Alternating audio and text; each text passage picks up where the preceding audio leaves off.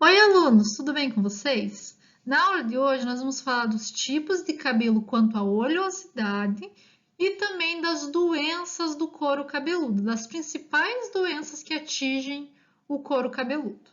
Então, vamos começar falando dos tipos de cabelo quanto à oleosidade. Nós temos quatro classificações: os cabelos normais, oleosos, secos e mistos. O cabelo normal são cabelos onde as glândulas sebáceas elas vão liberar uma quantidade de oleosidade suficiente para manter o cabelo brilhoso, sedoso, macio, maleável, com um equilíbrio saudável e vai fazer com que as cutículas estejam fechadas. Então, essa é uma característica de um cabelo normal: ter as cutículas fechadas e oleosidade suficiente. Quando tem mais oleosidade, o cabelo vai ser oleoso. Quando tiver menos oleosidade, o cabelo vai ser seco. Então, o cabelo oleoso ocorre uma produção excessiva de sebo pelas glândulas sebáceas.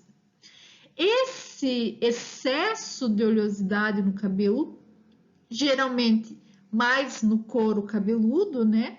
Pode fazer com que o cabelo tenha uma aparência de cabelo sujo, tá? No cabelo seco, nós vamos ter um cabelo com aspecto áspero. Os fios geralmente eles são bem rebeldes e quebradiços, porque nós teremos uma cutícula aberta. Então, além de tudo, né, além desse cabelo áspero e fio rebelde, nós vamos ter cabelos opacos. Por quê? Porque a cutícula está aberta. Vocês lembram lá? Quando a cutícula está fechada, ele é mais brilhante. Quando a cutícula está aberta, nós vamos ter um cabelo opaco. E quando a cutícula está aberta, nós temos outros problemas também, como por exemplo, as pontas elas começam a se romper e também o cabelo ele se contamina no interior com a poluição mais facilmente, porque a cutícula está aberta, não tem aquela camada de proteção que o cabelo, quando tem a cutícula fechada, tem.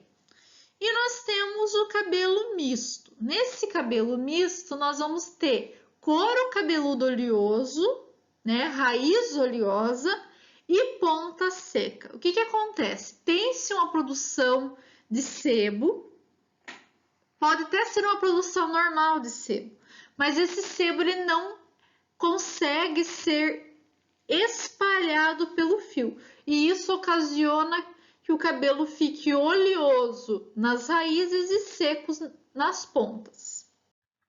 Diversos fatores podem ocasionar essa oleosidade no couro cabeludo. É claro que está muito ligado à genética, mas alguns fatores podem aumentar esse couro cabeludo, essa oleosidade no couro cabeludo. Entre as causas, nós temos os banhos quentes e também o uso de secador muito quente e próximo à raiz. Isso faz com que as glândulas sebáceas sejam estimuladas à produção de sebo, porque elas estão tentando se defender dessa agressão, porque o banho quente e o secador quente é como se fosse uma agressão para o nosso organismo. Então, ele acaba produzindo uma maior quantidade de óleo para proteção do cabelo e do couro cabeludo. A aplicação de condicionador próximo à raiz e também acúmulo de produto no nosso cabelo faz com que aumente a oleosidade. É claro, nós já temos uma produção de sebo pela raiz do cabelo, pelo folículo capilar. Se nós colocarmos condicionador próximo à raiz, vamos ter um excesso de oleosidade, concordam comigo? E isso vai fazer com que o nosso cabelo fique um pouco mais oleoso, ou fique mais oleoso do que o normal. Quando nós temos resíduos no cabelo, isso também acaba aumentando a oleosidade do couro cabeludo, às vezes até para defesa do organismo, né? Defesa do couro cabeludo por causa dos resíduos, aumenta essa oleosidade do cabelo. E como que nós podemos tratar o cabelo oleoso? Primeiro, lavar com água fria, morna, né? Mais para fria do que para quente, e isso faz com que não tenha tanto estímulo da produção da glândula sebácea. Então, teremos menor quantidade de sebo que poderia ser estimulado no banho quente. Secador também frio, para não ter essa estimulação desnecessária. Evitar, é claro, a utilização de condicionador próximo à raiz, mas não somente em cabelo oleoso, né? Cabelo normal e seco também tem que se evitar, porque esse condicionador próximo à raiz pode prejudicar o cabelo. E a utilização de shampoos anti-resíduos, mas aqui a gente tem que ter um cuidado. Lembra que esses shampoos anti-resíduos, eles abrem a cutícula. Se for usado em excesso, pode trazer malefícios para o cabelo, porque a cutícula acaba não fechando e o cabelo acaba ficando opaco e também pode ocorrer quebra do nosso cabelo por causa da utilização desse shampoo em excesso. Um dado que é importante, eu gosto sempre de falar, pessoas que têm o cabelo oleoso têm que lavar o cabelo com mais frequência, sim. Antigamente falava, para você diminuir a oleosidade, vamos diminuir a quantidade de vezes que você lava o cabelo, porque senão você vai estimular a produção de óleo. Mas você tem que ter um cuidado muito grande com isso. Por quê? Quando nós temos uma oleosidade muito grande no couro cabeludo, tem uma queda maior de cabelo.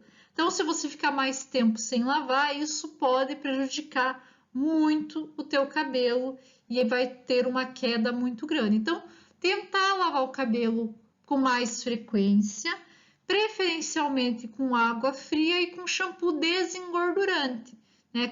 Shampoo anti-oleosidade, existem muitos no mercado hoje em dia, e quando possível, uma vez por semana, utilizar um shampoo anti-resíduo. E é claro que existem diversos ativos que auxiliam na diminuição da oleosidade do cabelo, começando pelas substâncias adstringentes. Essas substâncias elas vão fazer com que ocorra uma interação, né? Essa substância, melhor dizendo, ela interage com a proteína presente no couro cabeludo e também na pele, fazendo com que ocorra um estreitamento das glândulas. E isso diminui a quantidade de sebo que está sendo enviado para fora da glândula, porque a passagem dele, o poro por onde ele passava, está mais estreito. Entre as substâncias que têm esse efeito, nós temos aí os extratos vegetais ricos em tanino, como por exemplo quilaira, extrato de alecrim e também sais metálicos de zinco. Então, eles atuam como substâncias adstringentes. Nós temos também substâncias que melhoram a distribuição da oleosidade ao longo do fio. A substância mais estudada com esse efeito é o ácido abiético. E o que esse ácido abiético faz? Ele é um ativo que vai fazer com que nós tenhamos um recobrimento no fio e ele aumenta a afinidade desse fio pelos óleos provenientes das glândulas sebáceas. Assim, nós vamos ter uma distribuição maior dessa oleosidade ao longo do fio. Nós temos também substâncias que inibem as lipases cutâneas. As lipases cutâneas são aquelas responsáveis pela quebra dos lipídios em ácidos graxos. Se nós temos a inibição dessas lipases, nós vamos ter uma diminuição na oleosidade proveniente desses lipídios. Então, um exemplo de substância com esse foco é o fluorogine, tá? Que é extraído das algas.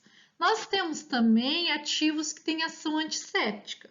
Então, eu não falei no slide anterior, mas micro-organismos também estimulam a produção de sebo, a produção de óleo pelo couro cabeludo, porque o couro cabeludo está tentando se defender desse micro-organismo.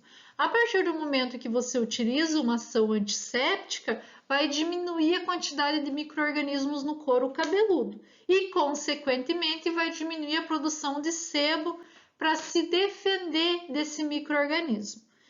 Entre os ativos com ação antisséptica, nós temos zinco mais LPCA, cetoconazol, que é um antifúngico, e o alecrim também, que atua como ação antisséptica. Os cabelos secos eles podem ser ocasionados e podem ser decorrência de diversos fatores, como por exemplo, poluição, cloro de piscina, água salgada do mar, exposição ao sol, agentes descolorantes e tintura. O que acontece? Quando nós temos essa exposição, a cutícula abre, nós perdemos a água normal do cabelo, e faz com que o cabelo fique opaco também por causa da abertura dessa cutícula. Então, a gente perde diversos fatores de hidratação do cabelo para o ambiente. E é claro que o tratamento vai ser principalmente a hidratação, para voltar a ter os nutrientes que o cabelo perdeu para o meio. Além da hidratação, a cauterização, que é a modo de fechar a nossa cutícula, auxilia muito no tratamento do cabelo. Por quê? Porque você vai fazer com que a água não seja mais perdida desse cabelo a partir do momento que você fecha a cutícula. Tem que se usar também nesses cabelos creme para pentear, por exemplo, além de máscara, de outros hidratantes. Por quê? Porque quando você vai pentear o seu cabelo com o cabelo desidratado, você pode acabar aumentando a quebra do cabelo por causa da cutícula aberta. E esses cremes para pentear, eles acabam auxiliando aí no desembaraçamento do cabelo, porque o cabelo seco ele vai ser mais embaraçado que o cabelo oleoso, com certeza. Outra coisa, o ideal é lavar menos o cabelo quando você tem cabelo seco, aproximadamente 2 vezes por semana, com um shampoo de detergência suave. Então tem que se escolher um tensoativo mais suave para que não acabe modificando mais ainda o pH e retirando mais a gordura e o excesso de gordura. Então tem que ter esse cuidado, tá? O pH geralmente mais ácido para auxiliar no fechamento dessa cutícula, mas não pode esquecer de fazer a hidratação do cabelo, porque se você tiver só fechando a cutícula, não vai auxiliar no cabelo, o cabelo pode se romper por causa da falta de hidratação. Então tem que ter esse cuidado, tá? Sempre, é claro, complementando a utilização do shampoo com o condicionador e mesmo que o cabelo seja seco, pessoal, passar condicionador somente nas pontas do cabelo. E é claro que quando a gente fala de cabelos secos, nós vamos falar dos ativos que atuam como hidratante. Eu vou falar para vocês de algumas plantas que têm ação hidratante e vou dar foco para algumas substâncias presentes nessas plantas que têm alguma ação diferente. E também vou falar de algumas substâncias isoladas. Vou começar falando do jaborandi. O jaborandi é uma planta e é muito utilizada em shampoo. Com certeza vocês já viram para vender no mercado ou já viram propaganda na televisão falando dessa planta. Ela é muito utilizada para tratamento do couro cabeludo, tá?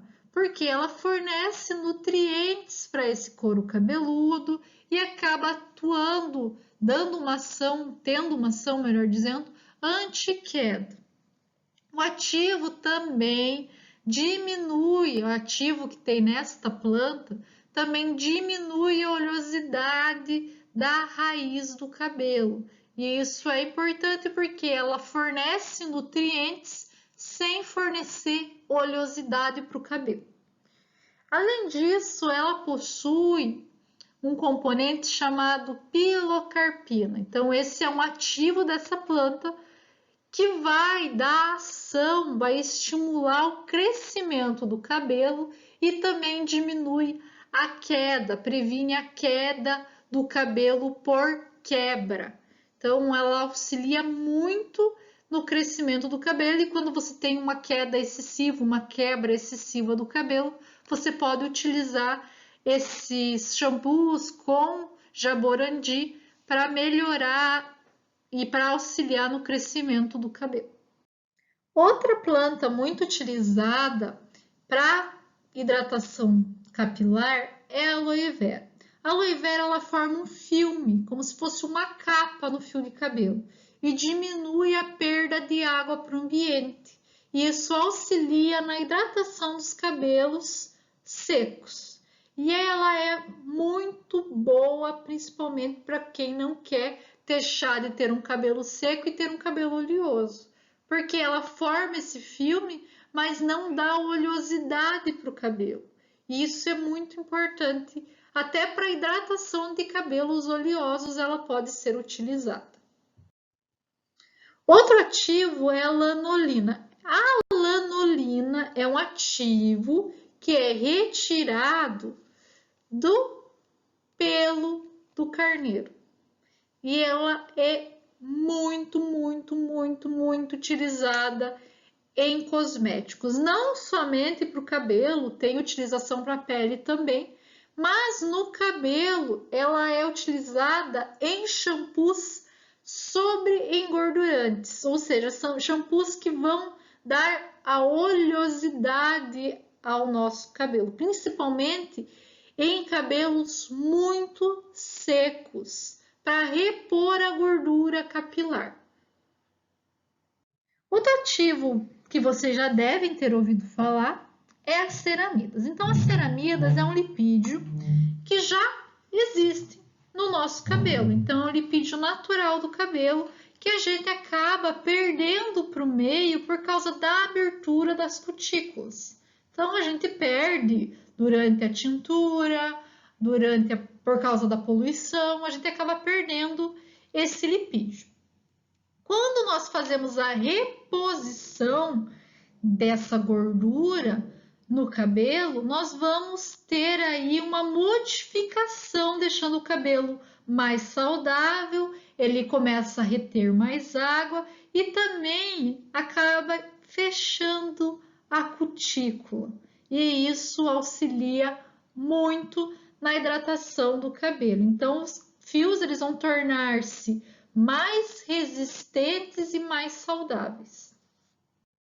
A manteiga de karité também é muito utilizada para hidratação, não somente do cabelo, pessoal. A manteiga de karité ela é muito utilizada para hidratação da pele, também é muito utilizada, por exemplo, na produção de protetores labiais. Ela tem uma ação hidratante muito boa. Por quê? Porque ela apresenta fitoesteróis. Esses fitoesteróis, além de auxiliar na hidratação da pele, também atuam como um filtro solar natural e auxiliam a proteção da pele e do cabelo contra a radiação ultravioleta. Então, ela atua não somente como hidratante, mas também como antioxidante.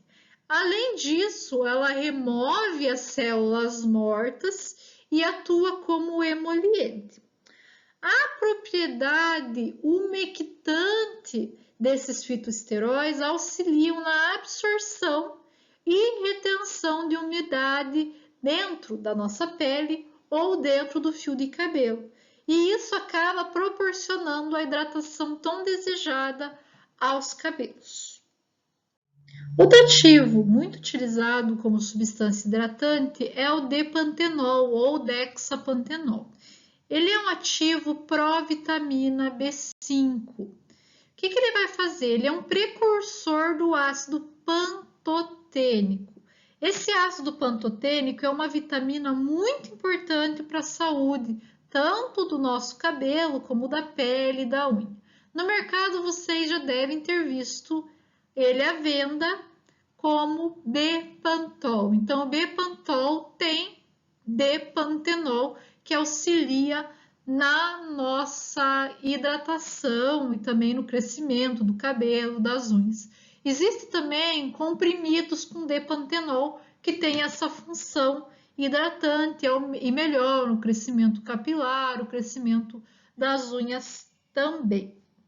Ele forma um protetor leve que oferece uma ação condicionante e faz com que os cabelos mantenham-se hidratados. Do mesmo jeito, ele vai atuar na pele e nas unhas, formando esse filme de proteção, tá? Então, ele é muito importante, muito utilizado atualmente na cosmetologia. E para finalizar os ativos hidratantes, nós temos a queratina.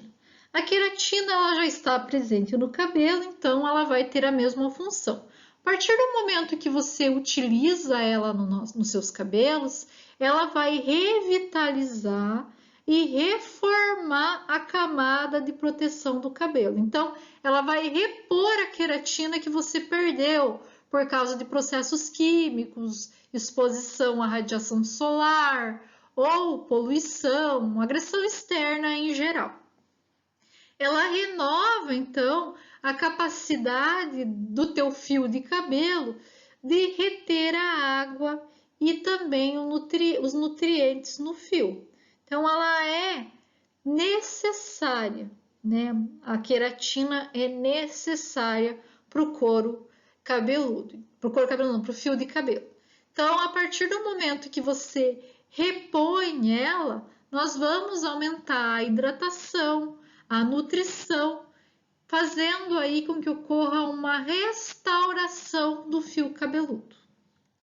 Antes da gente passar a falar das patologias do cabelo, vamos falar sobre os nós e pontas duplas. O que são, né? Como que elas se originam e também qual que é o tratamento para diminuir a quantidade de nós e de pontas duplas no cabelo. Os nós, eles são conhecidos como triconodose e eles podem ser simples, onde você tem só um nó, ou duplo. Geralmente, esses nós eles são ocorridos, aparecem devido a algum procedimento cosmético ou até mesmo fricção, logo após você tomar banho, né, que fica aquele cabelo embaraçado, né, que tem dificuldade em pentear. Pode acontecer, geralmente acontece mais com cabelos crespos e cabelos finos.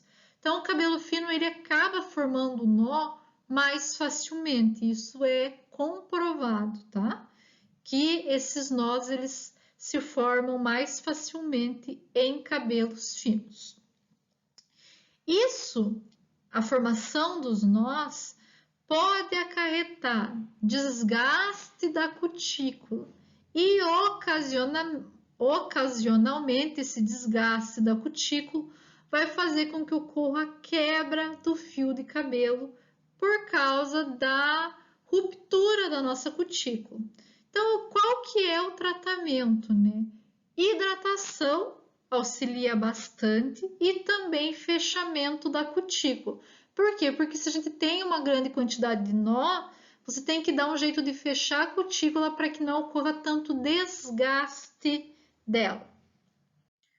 Já a ponta dupla, ela é conhecida como tricopitilose e é uma fissura longitudinal da haste do cabelo, geralmente na ponta do cabelo, fazendo com que o cabelo tenha múltiplas, a gente fala pontas duplas, mas é bem mais que duplas, é múltiplas pontas e isso acaba dando aquela característica estranha no cabelo, principalmente nas pontas, né? Onde parece que o cabelo está mais ressecado do que no couro cabeludo. Então, é uma característica até de cabelo ressecado e cabelo quebradiço. Geralmente é ocasionada pela utilização de produtos químicos, falta de corte. Então, quando você fica muito tempo sem cortar o cabelo, você vai observar essa presença de pontas duplas, falta de hidratação também e o uso excessivo de chapinha e secador de cabelo. Do mesmo jeito que os nós, o tratamento aqui é a hidratação para fazer com que ocorra uma reconstrução do cabelo e também uma melhor nutrição desse cabelo. E agora vamos falar das patologias do couro cabeludo. Primeira alteração do couro cabeludo que nós vamos falar é a caspa. Então, a caspa é uma descamação do couro cabeludo. Não tem alteração inflamatória, não tem processo inflamatório. Geralmente, ocorre a formação de caspa por estresse, alteração hormonal, excesso de testosterona e principalmente excesso de produtos químicos, quando a gente utiliza erroneamente ou de forma inadequada os produtos cosméticos. O que acontece? A caspa ela geralmente ocorre devido à presença do fungo Malassezia globosa. Esse fungo ele é normal no nosso couro cabeludo, mas a partir do momento que tem-se o estresse, a alteração hormonal, o excesso de testosterona ou de produtos, nós vamos produzir em excesso esse fungo, né? Ou fungo, melhor dizendo, ele vai se reproduzir em excesso e ele vai começar a descamar o couro cabeludo. E ocorre então aí a formação de caspa. Nós temos diversos tipos dessa caspa. A caspa do couro cabeludo oleoso, onde essas escamas vão ser maiores, amareladas e gordurosas, acomete mais os homens. Nós temos a caspa do couro cabeludo seco, onde as escamas elas são menores, esbranquiçadas e até tem um aspecto de farinha, tá? Acomete tanto homens quanto mulheres. E nós temos a caspa de couro cabeludo sensível. Essa caspa geralmente acontece após a utilização de produtos químicos que agridem o nosso couro cabeludo, alteram o pH do couro cabeludo. Essa alteração do pH vai favorecer o crescimento do fungo e ocorre então a descamação do couro cabeludo formando a caspa.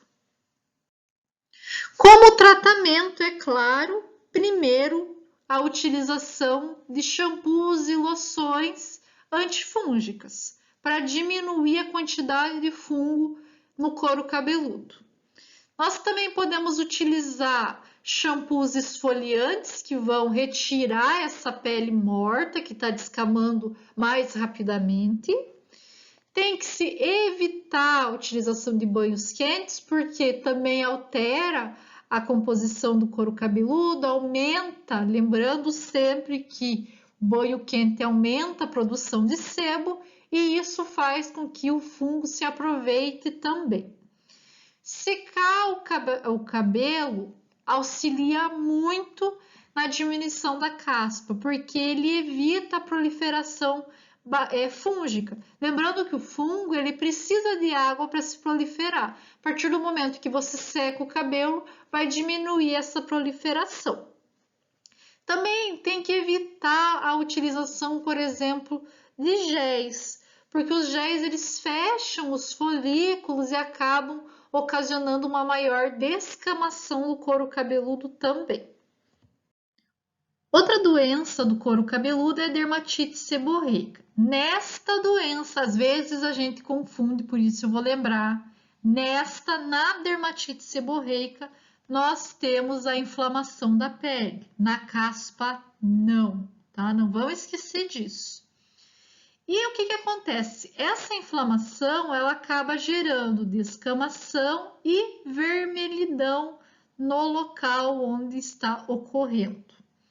A inflamação, ela pode ser de origem genética, geralmente de origem genética, ou ser desencadeada por processos externos, como alergia ao produto que está usando, situação emocional, situação de cansaço, estresse, diminuição da temperatura, então essa dermatite vai ser mais quando nós estamos em temperaturas frias, então ela ocorre mais no inverno. Alcoolismo. algum tipo de medicamento que pode acabar ocasionando a dermatite, excesso de oleosidade, e aqui nós temos outro fungo envolvido, que é o Pityrosporum ovale. Então, não vão confundir com o fungo da caspa, tá? Então, olhem só, a dermatite seborreica, ela pode ocorrer tanto no couro cabeludo, estão vendo que está vermelho, diferente da caspa, e muitas vezes a gente confunde a caspa com dermatite. Então, ele vai ser mais amarelado e vai acontecer tanto no couro cabeludo, como também na sobrancelha, próximo ao nariz, tá? Então, é bem comum atrás da orelha, tá? Nas pálpebras, na virilha. Não é uma doença contagiosa, tá? Não tem esse perigo. Não é causada por falta de higiene.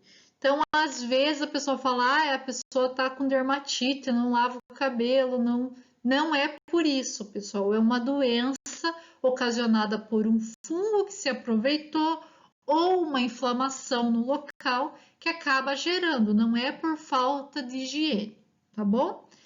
Além disso, uma das características da dermatite seborreica é a coceira.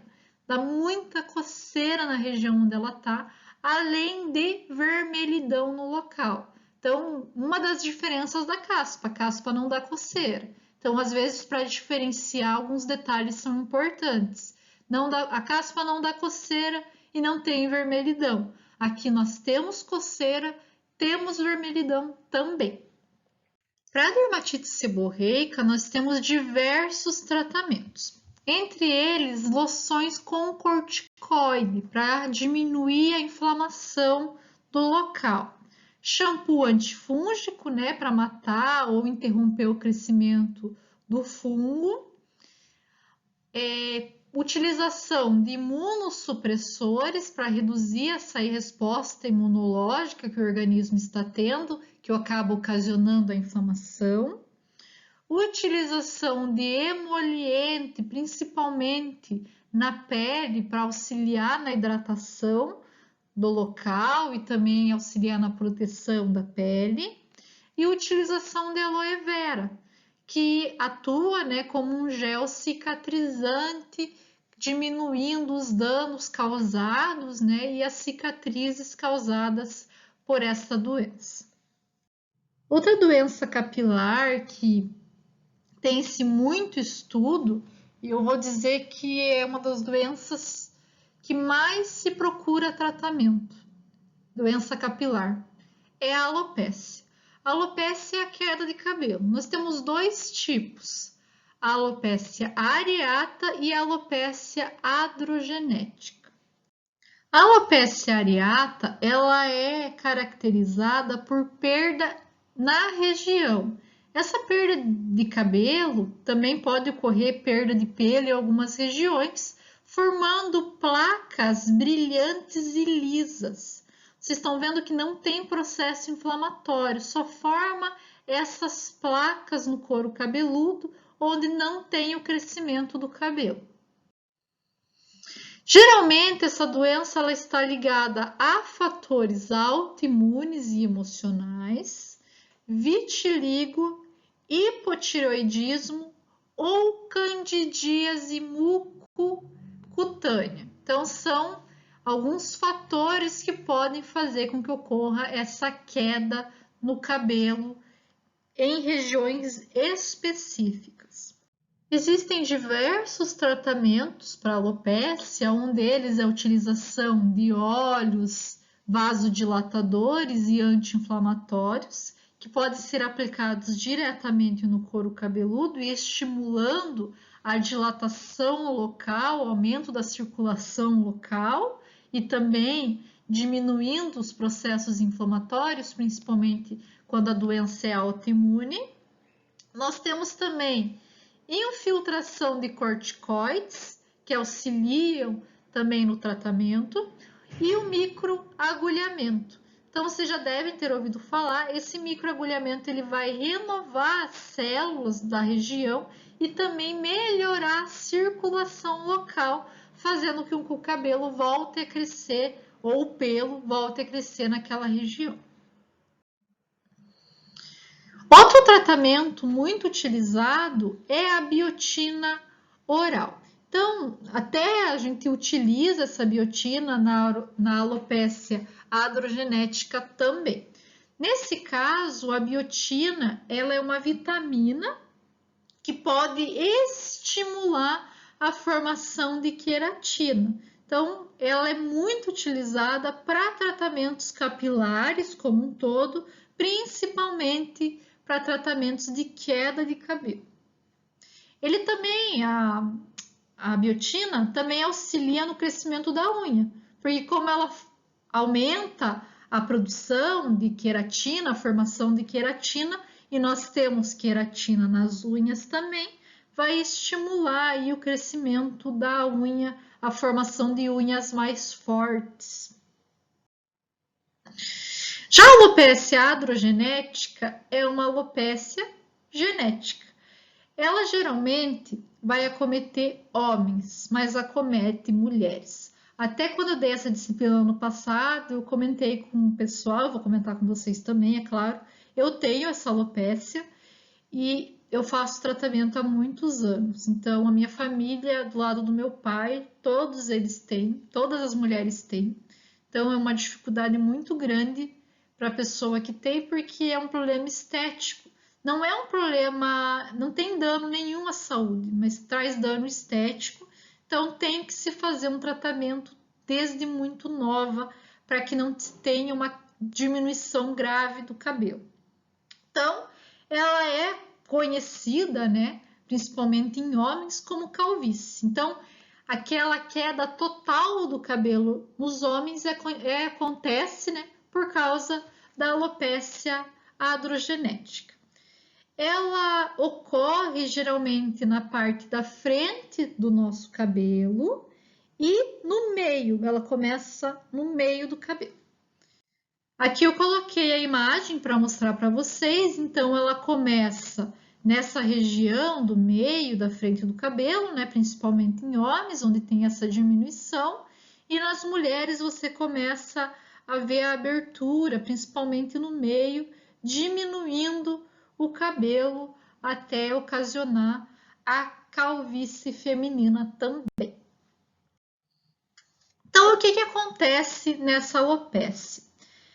As pessoas que têm essa doença, elas são hipersensíveis à testosterona. Então, o folículo piloso tem uma hipersensibilidade à testosterona produzida pelo organismo. Então, quando atinge o couro cabeludo de pacientes predispostos geneticamente, a testosterona é capturada pelos receptores e em seguida sofre uma ação da enzima 5-alfa-redutase e é catalisada em dihidrotestosterona ou DTH.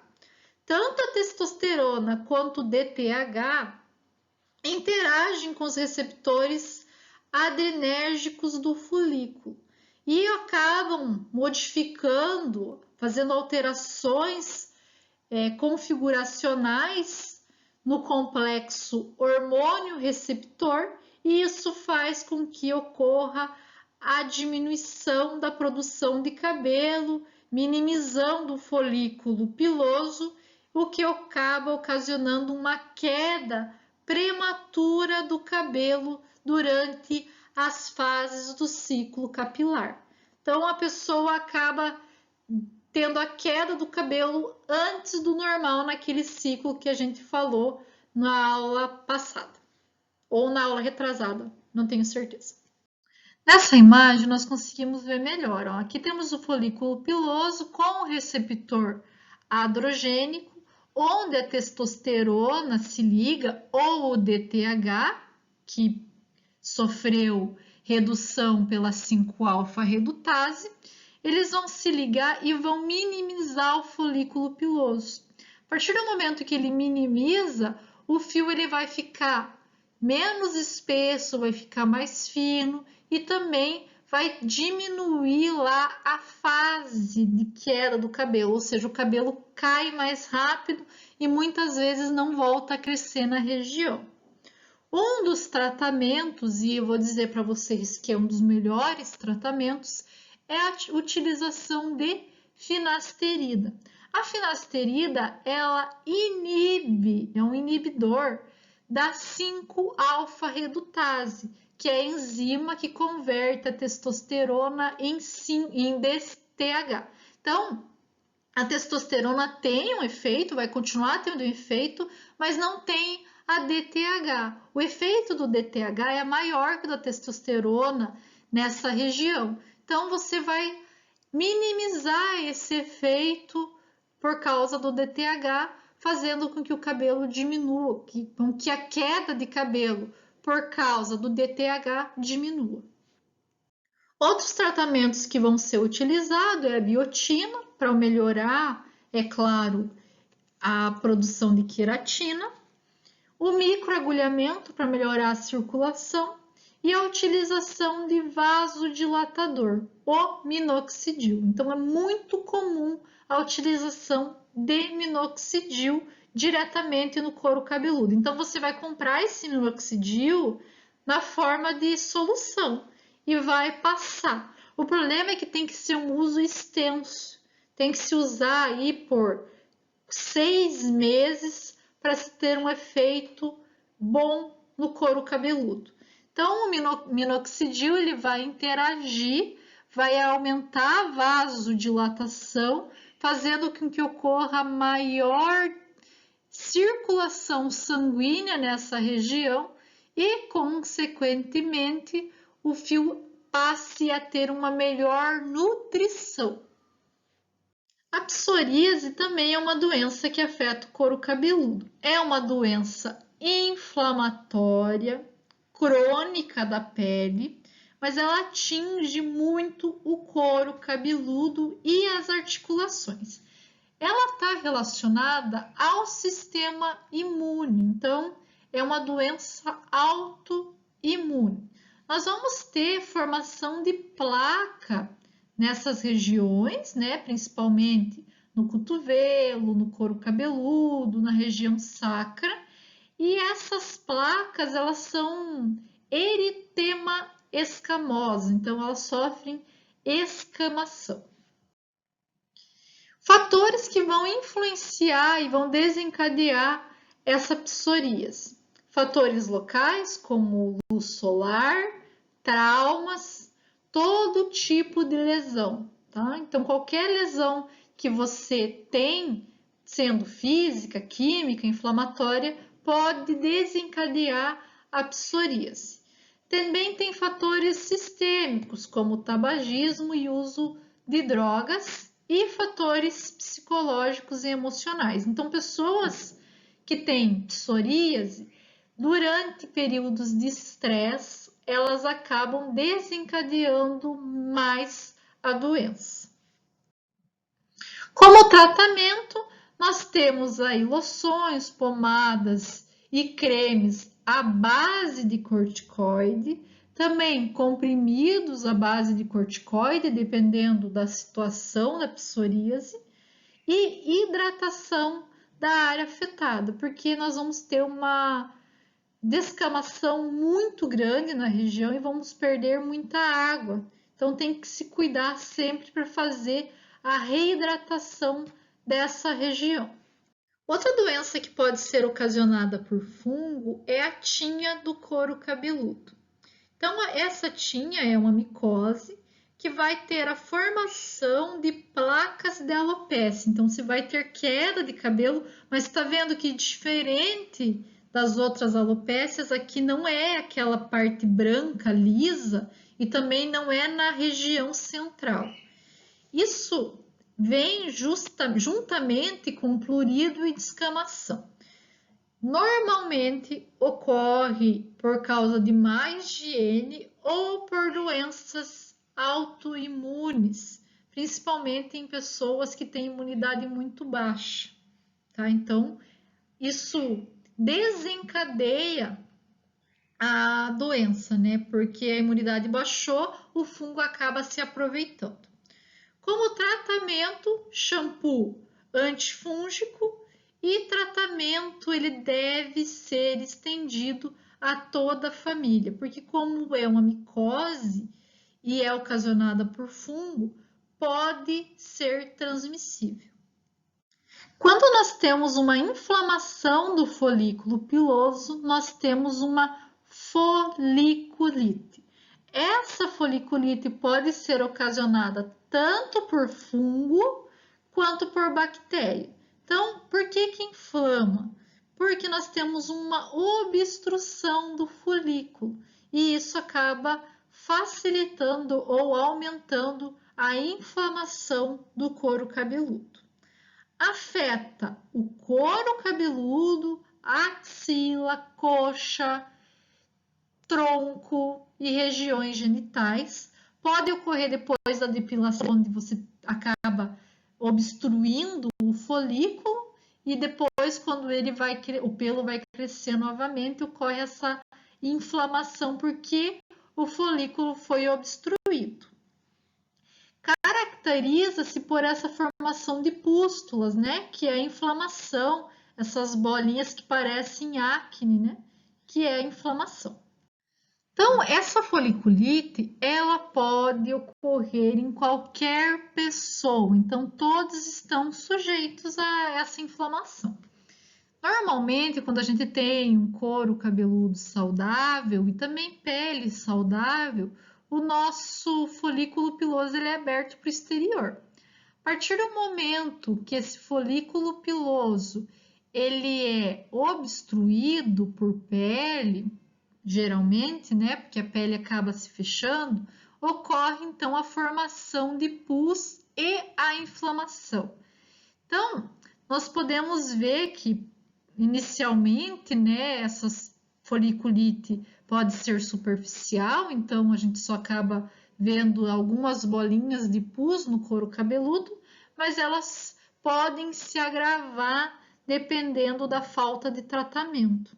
Então, a foliculite ela pode ser tanto superficial quanto profunda e acaba fazendo a formação de crostas no couro cabeludo, o que acaba também ocasionando vermelhidão, edema, dor e também alopécia no local, que vai ser a queda do fio de cabelo ou a falta do crescimento desse cabelo, caso ele já tenha caído. Como tratamento, nós vamos utilizar antibióticos tópicos ou antibióticos orais. Limpeza do couro cabeludo, essa limpeza pode ser com uma pomada antibiótica e também o que pode auxiliar, né, é a retirada do pus por um dermatologista. Então, eu sempre gosto de falar, né, tem gente que não gosta de assistir, mas eu falo sempre daquela Sandra Lee, que tem canal no YouTube, se vocês procurarem, ela faz a retirada desses folículos inflamados e vocês conseguem ver como que é a limpeza do couro cabeludo e de outras regiões, porque a foliculite ela pode acontecer em outras regiões do corpo também. Uma coisa que eu esqueci de falar nos outros slides, quando a gente falou de antifúngico, é que o antifúngico em shampoo mais utilizado é o cetoconazol. Então, quando a gente falou de alguns, por exemplo, da caspa, que é ocasionada por causa de fungo, pode-se utilizar esse cetoconazol, shampoo à base de cetoconazol, para o tratamento, tá bom? Então, nossa aula de hoje termina por aqui. Na próxima aula, a gente vai falar sobre shampoos, condicionadores e cosméticos utilizados no cabelo. Espero que vocês tenham gostado. Até semana que vem. Tchau, tchau!